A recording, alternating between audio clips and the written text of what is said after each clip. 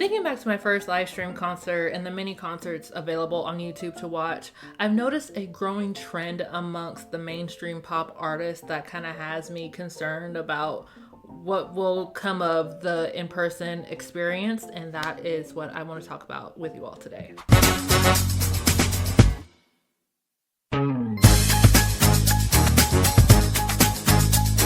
What's up, everybody? My name is Shantoria. Welcome to the video, and I pray you all are doing well. I make videos about music and entertainment, but mostly about music. So if that interests you, be sure to subscribe. And this one is a doozy. I have so many. This is a video where your intrusive thoughts kick in. There's so many points that I want to touch on. It's a part of a whole bigger picture, which is the in-person experience. I made a video back in 2023 about live stream concerts and how they are on the rise. And since then, we have seen an increase of artists actually doing live stream concerts on TikTok. And of course, you know, the Coachella performances are always live streamed on YouTube. And I think there's also a few artists that have done a live concert on Hulu. I don't know who it was. I don't know who I'm thinking of, but I feel like there was one on Hulu. But in that video about live concerts, which I will link at the end of this video, I mentioned Tori Kelly at the beginning and at the end, which she is the first artist that I got to see, you know, do a live stream concert. So coincidence? I think not. And Tori's show was so freaking good. I loved it. And it was back in November of 2024. And, you know, I would have made a short about it, but I didn't think to do so, but I'm glad that I didn't, because after making my artist development video, my last video, I realized how different hers and the other mainstream artists that at least that I've talked about, how different they were in terms of fan interaction. And it made me think of how many more artists that I have seen singing into a camera. And that has me a little bit worried about the in-person concert experience because, you know, with a high price tag that these concerts now hold, you know, a higher expectation is expected to be worth the money to see. Multi-layers here, but first I want to share with you all my live stream concert experience. That's there. You're the reason I'm alive. Purple Skies Tour, Tori Kelly, live from LA. I think it was in her LA show. I think it was the last show actually of her American leg of her Purple Skies Tour. And it is available still on Veeps. It was live streamed on Veeps. It's still available there. And if you decide to go on Veeps, it is $15 for access, and you have access for the show for a week. I did know that when I first did it, so I don't have footage for you all to show you. I mean, I have a little bit from my phone. I record like an actual concert, but I'm not about to spend an extra $15 just for a little bit of footage. If you want to see it, I highly recommend it. It's so good. My excitement for this show was as high as it was for a, you know, in-person show, like if I was going to it in person. I think because I knew it was live, like it was happening in real time, that made it more exciting. But also I think, you know, the commute was also quite lovely. You know, I've weighed my options and homeschool wins.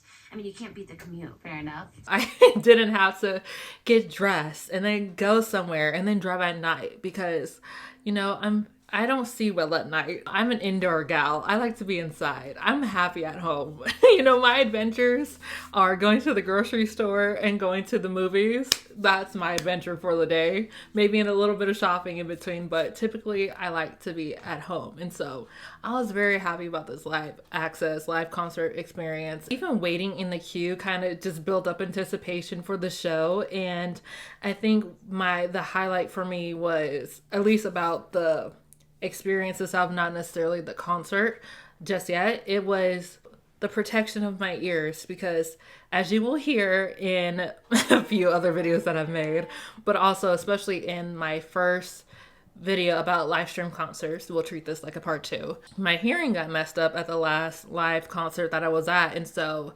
live stream concerts are a little bit of ear protection for those who now have sensitive hearing or who have sensitive hearing. And, you know, it's just lovely. So I love that part. And the show itself, Tori killed it. Tori killed it. She did so good. From one Tori to another, she killed it. Oh my gosh. I thought she held that stage down so well, because I feel like it really shows the artist's stage presence and performance ability when they themselves are just there by themselves. Yes, she has the musicians there, but they're not, moving around back and forth. It takes a lot for the artist to really compensate for not having performers behind them. And so, but Tori, she held it down. And I think the biggest highlight, which inspired the creation of this video, is, well, part of the inspiration for this video is the fan moment, which was a huge highlight. And it was, I think, about a 20-minute set within the show itself. Okay, so 20 minutes is a bit of a hyperbole. It was more than likely 7 to 10 minutes. It just felt like a very long portion of the show. When she would go into the audience and she'll put the microphone in front of one of the fans, and they would sing. I forgot what song it was. Oh my gosh, I hate that it's $15. She puts the microphone in the fan's face, and they sing notes. And Tori Kelly fans could sing. They all could sing, every single one of them. It was so good, and I loved it. And I think that moment is what made it so personable and so memorable about the show, and it really grounded it. Like, it's not just spectator and performer. It's actually a whole experience for everyone involved, which is why it can be weird, and as well as a cool effect if done right when artists are singing into a camera. I don't trust you not at all, at all. Say you wanna know me, you don't wanna know me. You just wanna do what I do. Ain't not a me that you wanna be me. You should go ahead and try to. Watching a video on YouTube of Tate McRae's concert, her Miss Possessive tour, I think it was the opening show. When I saw this, I knew that I wanted to make a video about performing into a camera, because it was a song, Like I Do, that I was just singing a few minutes ago, where Tate is entering the stage, coming up from underneath the platform, and you can see, I think it's possibly one of the dancers holding a camera up and filming Tate as she's coming up, so the audience can see what is happening underneath the stage as she's coming up. And you can see it up on the Jumbotron. Is that what it's called? Jumbotron, the big screen on the back. I don't know what it is. The big stage camera, whatever it is. You know what I'm talking about. Anyway, I'm over explaining. And I thought that was a really cool way to actually include high-tech stuff, because I think that's the one time where I feel like it is good to use a camera when the artist is completely out of view from the audience, or they have partial view to the audience. Not everybody can see them.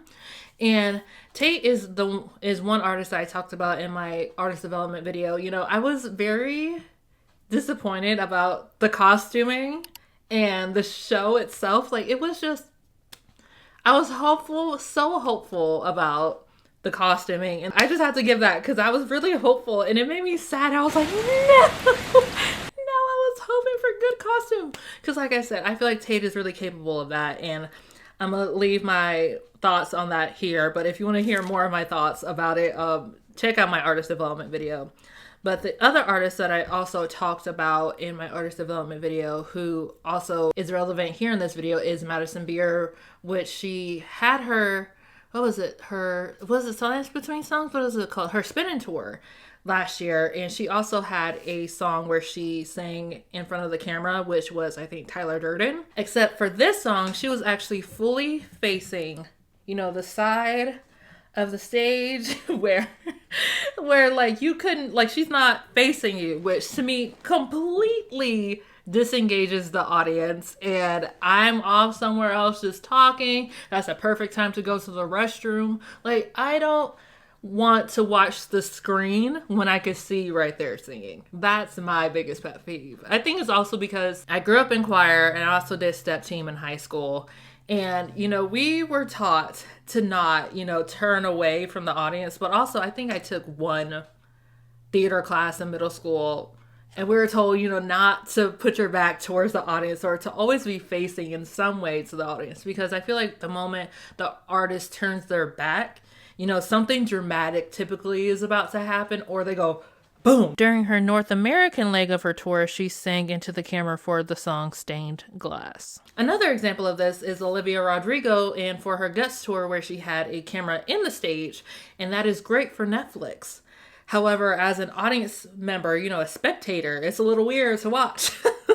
If you've been to any of these concerts, please let me know in the comments below what your thoughts are about those specific moments, and did it really take away from the actual experience? Was it anything negative, positive? Were you not even bothered by it at all? Because the show that actually did mess up my hearing, which was the Sweetener tour, Ariana Grande Sweetener tour, and it was so good, by the way. I love it. Despite the hearing thing, I think I would want to go back because I just love Ariana's voice live. So good. But I will get a better seat that does not hurt my hearing, and I will make sure to wear earplugs. The thing I remember in the show, I think it was for this song, The Light Is Coming, where the dancers were all around and they're walking on the part of the stage where, you know, it's the stage and then it's the clump of audience members in the center, and then the stage is around, and then there's more seats around it. You know what I'm talking about, right? So they're walking on the walkway, and one of the dancers is holding up the camera during the song The Light Is Coming, and Ariana Grande is singing in it and, you know, doing a whole bunch of head tilting thing, whatever. And I think because I saw clips of it online, like I kind of expected it and knew it wouldn't last too long. But I think I remember feeling neither here nor there about it, but I do remember slightly being not interested. Disengage, repeat, disengage! Like it was the least interesting part of the show, which is the artist singing into the camera. Was it a cool effect? Sure, you know, because I don't think singing into cameras then, which I think was 2018 when she went on tour for that? Wow. I think it was 2018, 2019, somewhere around there. You know, it was new. It wasn't a trend yet for artists to sing into cameras, but now it's happening so often because we have become way more digitalized since then. And so it's just, I don't know. I think there is a time and place for it, and I don't think, if you're going to do it right. And like I said, I love the way that Tate McRae did it, which was when you were out of view, and I think that's the best and, to me, only time to do it. Oh yeah, Madison also had the camera to put on the crowd. I think it was during Boyshet too. So, you know, I don't know. I guess it all depends on the story and what the show is trying to convey during the whole thing, the way to keep fans engaged. And that's why Tori's concert was such a standout to me, because, you know, you don't really see artists interacting that intimately with a crowd too much nowadays. And of course, it's because, you know, as the artist grows and gets bigger, you know, safety becomes more of a concern. So I understand if they're like, yeah, I'm touching your hand, but we're not going to go further beyond that, because some people they can get a little handsy and it can get real unsafe so quickly. And that's why I feel like that's why more artists consider different ways to make it more engaging and memorable for the audience, whether it is singing in the platform in the middle of the crowd or hanging from the rafters. And one artist that I know is very much known for putting on the spectacle is Katy Perry. And despite the reviews or some of the clips that have been coming from the show that have been circulating, that is a little bit, you know, out there, which is very Katy Perry. You know, one thing I will give her a hand clap for is, you know, putting on a show. She is known for putting on a show. And the one fan interactive thing that I haven't heard of any artist doing, which is having the audience actually pick what song she sings at whatever point in the show she does that set in, which makes it personable, again, makes it memorable. Bars was not even an option. It was not like the movies, Pearl and the one that got away. Okay. They said that they voted. So let's see the results of this section, which is called the Choose Your Own Adventure Seccione. Drum roll, please, for the first song. It's all about creating a great experience overall, whether it is in person or online. I know I said it's about the in-person experience, but really both cases matter and should be encouraged for people to actually purchase, because, you know, you want to make something off of it. And I came better prepared for this video. I so forgot that I wanted to wear this for the video, and so I had to do a little bit of course correction. So here is the shirt. It's 10-year-old shirt. Here we go. Here's the shirt. Here's the front. Here is the back. It's a little bit of a medium, but you know, we're gonna ignore that part. And then here are the ears, you know, flash warning for those, I guess, who have photosensitivity. If it's too intense for you, I don't know if it is. These ears are sold at the show, but used as lighting effects for around the room in the crowd. So whenever the song changes, the cat ears changes. Hold on, I'm gonna turn this off because this is very distracting. But yeah, it's about creating that experience and, you know, including things that make it a little bit more interactive, like the ears, and like how Katy Perry did when she allowed the fans to select a song at whatever point in the show. And if we really treated live stream concerts like a Super Bowl gathering, it would be much bigger than it is now. And you know what? People are worried about the communal aspect of live stream concerts. You know, that's why, you know, Gen Z is considered the loneliest generation, because we are the first generation to be pretty much raised with the internet, and the social interaction skills kind of have depleted a little bit in our generation. It's all about getting past that awkward boundary of meeting someone for the first time, so that is fixable. But it's all about the communal aspects of being able to be with other people who enjoy something that you enjoy. Even if you connect on nothing else, you at least connect on this one thing. We have yet to fully realize live streaming as a whole thing. So I am curious to see how that will go. And depending on the artist's popularity, going to see them live is a luxury. Now, can you save up for a ticket like you're going on vacation? Yes. It wasn't that long ago when Taylor Swift and Beyonce fans were making the news for going out of state and out of the country to avoid the high ticket prices in their hometown. Some people were even making a whole vacation out of it. And if you are able to do that, I'm happy for you. Go off, kings and queens. Going to live music events is an expensive leisurely activity that many people are willing to go into debt for. And that is what was circulating around the internet this year for Coachella 2025. From the commentary that I've been hearing in YouTube videos about Coachella 2025, if you did not at least spend enough money to get yourself an air-conditioned tent, it was miserable. And considering that around 60% of the attendees went into debt to attend this event, that is very alarming. And it's stated here in this Entrepreneur article that around 125,000 people attended each day, and Coachella has a payment plan system to pay for their 600 and up tickets. So this wasn't even, 600 was the base. It wasn't even including anything else, just the base price. The plan allows attendees to access Coachella with as little as $49.99 upfront. Coachella began to offer buy now, pay later first in 2009, but in that time it was only around 18% of people used it, and that was according to People. Coachella allows for the attendee to pay for their ticket in a span of 3 months, and if the person misses a payment, their purchase is automatically canceled, and there is a credit towards future festivals. So hopefully, you know what, the festival happens around the same time, because it expires within a year, so you don't get your money back. You know, ticket prices for festivals were way lower than they are now. Of course, it's still pretty high for that time period, but 18% compared to 60%, that's a huge jump. And some people also don't want to pay $600+ flat out, just right then and there. Some do prefer a payment plan, but I don't know. I would be feeling some type of way about paying for something months later after I had already enjoyed it. This lion is trying to steal my spotlight.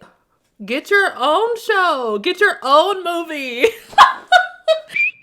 Get your own movie. Remember that? Oh God, I'm aging myself.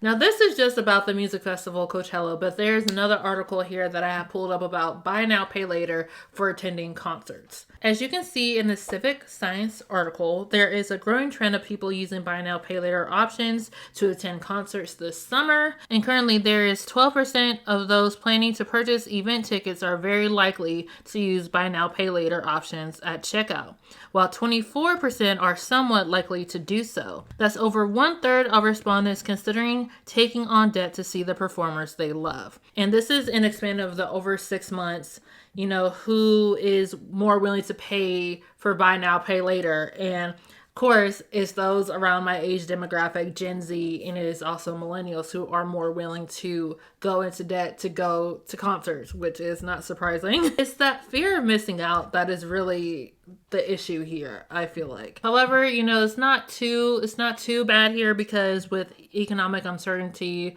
the political stuff happening right now in the world, going out is not necessarily as big of a priority as people are making it to be now. However, there is still of a need to have that outlet. And so as you can see, between 2024 to now, there has been a decrease in going to live events and outdoor activities, just going out activities in general.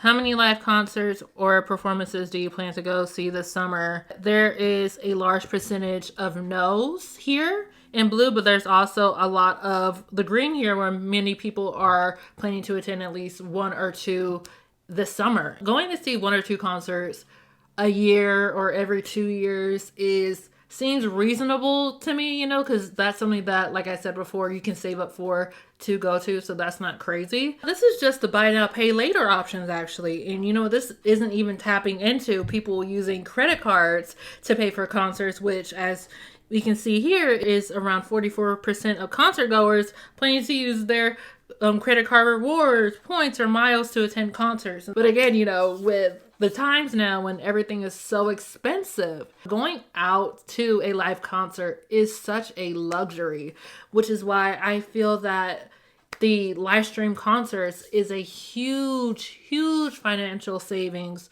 for not only the fans, but also the artists. You know, Live streams don't pay the bills as much as, you know, a live event would. And so I feel like there needs to be a balance there where they have that cost effective option as well as the one that kind of brings in more money, because I do believe that artists are missing out on a good chunk of their audience that want to go see their concerts but are not able to do so. And I will say this about live streaming concerts, you know, watching it period online, that is also a luxury that many people do not have.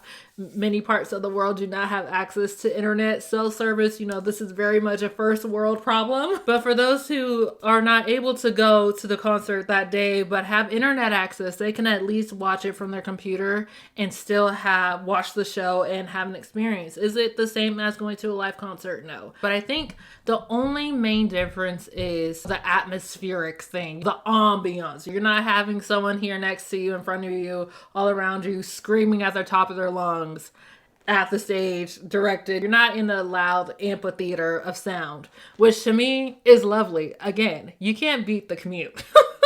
I think the way to improve it though is to have access to merchandise, having that live concert t-shirt available for people to buy whenever they do go to purchase an online live stream ticket, even having some access to the exclusive merchandise that is sold only at their concert grounds.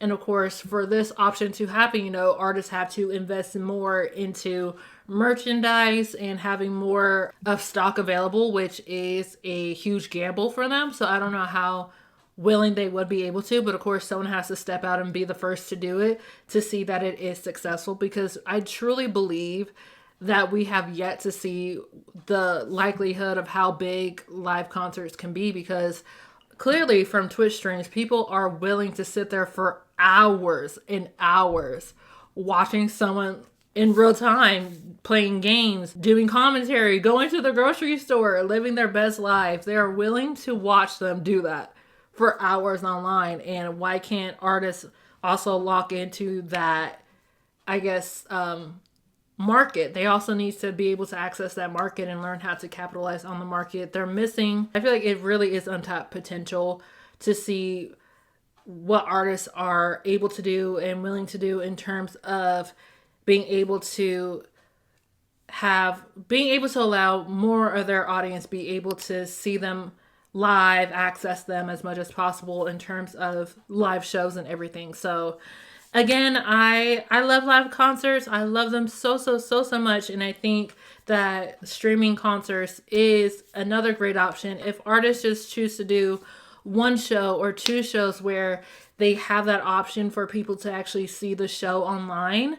That will be so dope. The people who are going in person to the concert, they could tell them, you know, hey, this is a show that was chosen to be live streamed, just so they can expect that their view may be obstructed a little bit, or you know, it might be different. They might see camera crews around on the stage, and even those who actually saw a concert film that was being shot, tell us about your experience as well being at that show, what it was like to see the show actually being filmed, and did it affect how you viewed the show. It's still pretty new now to see concerts filmed, because we saw so much of live performance videos happening during 2020 and afterwards. You know, there's so many live performance videos now that artists do in terms for promo.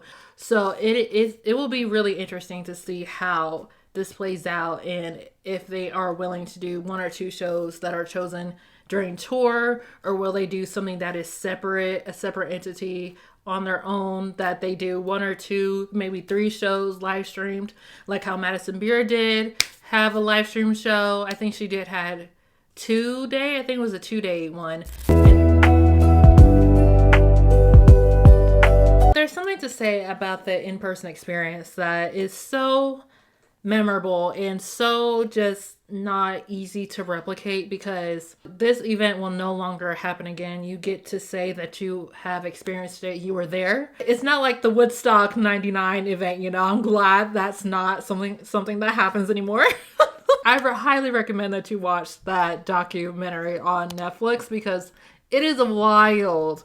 Even more wild than the Astro World. Astro World, I think, was just sad. Completely sad. I don't need to watch that on Netflix, because, you know, I was aware enough to know what had happened, and I get to share that with my children.